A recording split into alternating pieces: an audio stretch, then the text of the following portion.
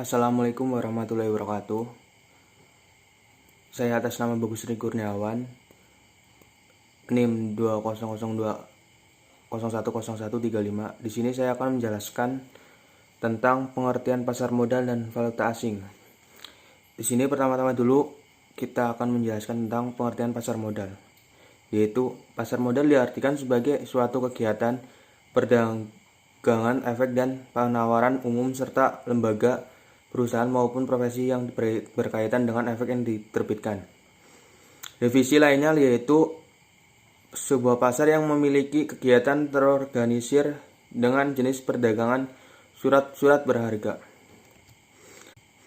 Fungsi pasar modal ada 6, yaitu 1.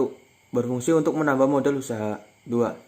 Sebagai sarana untuk pemerataan pendapatan. 3. Dapat menjadi sarana untuk meningkatkan kapasitas produksi. 4. Bisa menciptakan lapangan pekerjaan. 5. Berfungsi untuk meningkatkan pendapatan negara. 6. Sebagai indikator perekonomian suatu negara.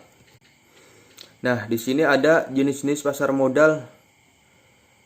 Ada 4. Yang pertama, pasar perdana, primary market. Pasar perdana adalah pasar di mana efek-efek yang diperdagangkan untuk pertama kalinya sebelum dicetakkan di bursa efek. Di sini saham dan efek lainnya untuk pertama kalinya ditawarkan kepada investor oleh pihak penjamin emisi underwriter melalui perantara pedagang efek broker dealer yang bertindak sebagai agen penjual saham. Proses ini biasanya disebut dengan penawaran umum perdana atau initial public offer atau IPO. Kedua, pasar sekunder, secondary market. Pasar sekunder merupakan pasar dari efek yang telah dicatatkan di bursa. Dengan kata lain, pasar sekunder merupakan tempat investor dapat melakukan jual beli efek setelah efek tersebut dicatatkan di bursa sebagai kelanjutan di pasar perdana. Di pasar ini efek-efek diperdagangkan dari satu investor pada investor lainnya. 3. Pasar ketiga, third market. Pasar ketiga disebut dengan OTC, over the counter. Adalah sarana transaksi jual beli efek antara anggota bursa market maker serta investor. Harga dibentuk oleh market maker. Investor dapat memilih market yang harga terbaik. Para market ini akan saling bersaing dalam menentukan harga saham. Karena satu jenis saham dipasarkan oleh lebih dari satu market maker. Keempat, pasar 4, for market.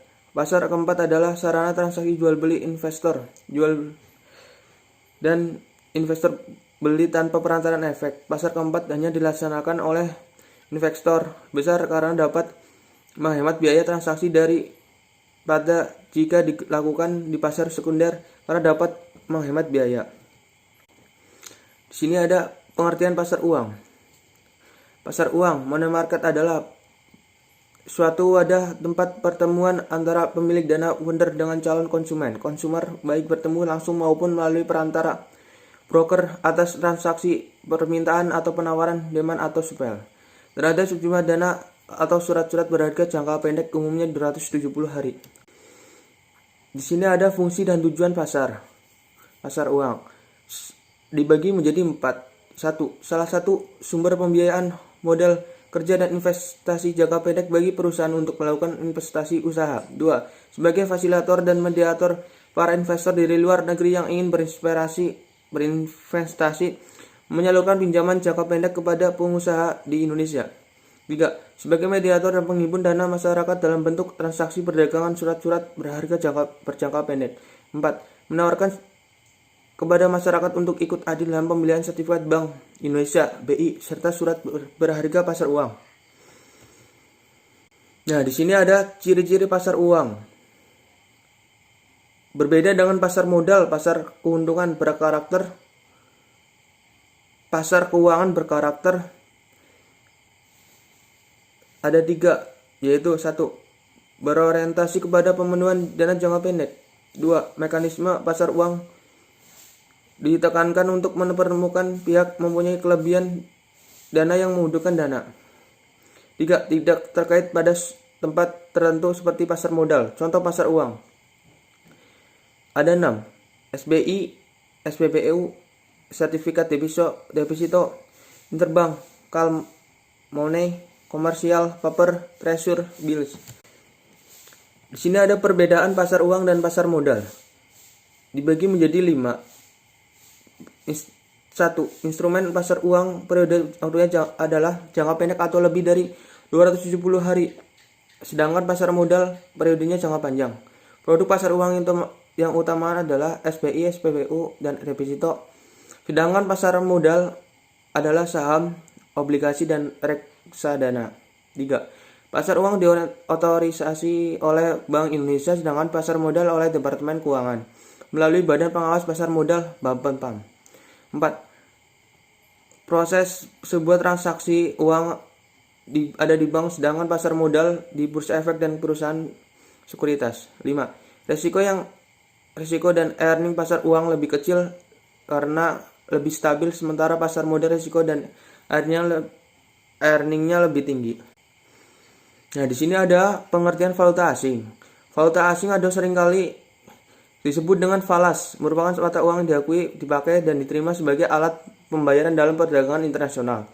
Seringkali valuta asing yang banyak dipakai adalah mata uang suatu negara yang berfungsi cukup besar dalam sistem perekonomian di semua negara. Mata uang dolar adalah contoh valuta asing yang sering dipakai di seluruh negara. Di sini ada tujuan valuta asing, falas. Terdapat tujuan dijalankan transaksi valuta asing atau falas, yakni ada 6. 1. Sebagai transaksi pembayaran. 2. Untuk mempertahankan daya beli. 3. Dapat mengirimkan uang ke luar negeri. 4. Untuk memperoleh keuntungan. 5. Untuk pemagaran risiko hedging. 6. Untuk memudahkan belanja. Di sini ada fungsi valuta asing dibagi menjadi 4. Contoh: sebagai alat tukar internasional, sebagai alat pembayaran internasional, sebagai pengendalian kurs mata uang, dan sebagai alat untuk memudahkan perdagangan internasional. Nah, di sini ada jenis-jenis valuta asing menurut jenisnya. Berdasarkan jenisnya, valuta asing dapat dibedakan menjadi 2 jenis, yaitu valuta asing fisik. Valuta asing fisik adalah uang asing dalam artian sebenarnya, yakni uang asing dalam bentuk logam atau kertas. 2. Valuta asing non-fisik, uang asing yang dalam bentuk uang giral atau surat-surat berharga lain, contohnya cek, wesel, transfer link, dan lain-lain. Berdasarkan bentuknya, valuta asing dapat dibedakan menjadi 4, yaitu mata uang asing, Indonesia, rupiah, USD, euro, CGD, dan lain sebagainya. 2. Saldo kredit bank devisa di suatu negara. 3. Surat wesel luar negeri, surat wesel devisa ekspor impor. 4. Hak penerimaan pembayaran dalam bentuk berbeda pada suatu negara. Di sini ada faktor yang mempengaruhi kurs valuta asing. Terdapat beberapa faktor yang menjadi pengaruh kurs valuta asing, antara lain sebagai berikut. Perubahan dalam cita rasa masyarakat, perubahan harga dari barang ekspor, terjadinya kenaikan harga umum, inflasi, perubahan dalam tingkat bunga, perkembangan dan ekonomi. Di sini ada kelebihan pasar valuta asing dan kekurangan valuta asing. Di sini kelebihan dari pasar valuta asing adalah sebagai berikut. Transaksi dapat dilakukan 24 jam, harga jual yang stabil terhadap setiap mata uang yang tidak turun drastis. Biaya transaksi lebih murah. Kenaikan ataupun penurunan harga pada uang bisa dijadikan keuntungan apabila dapat mengambil kesempatan. Daya beli investor melebihi jumlah modal yang ada. Nah, di sini ada kekurangannya pasar valuta asing. Kekurangan dari pasar valuta asing adalah sebagai berikut. Resiko kurs pertukaran tidak bisa dipastikan dan sulit diprediksi.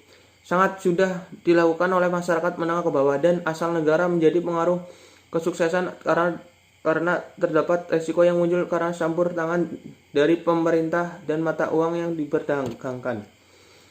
Cukup sekian dari pengertian saya. Jika ada kesalahan, saya mohon maaf. Taufik walhidayah. Wassalamualaikum warahmatullahi wabarakatuh.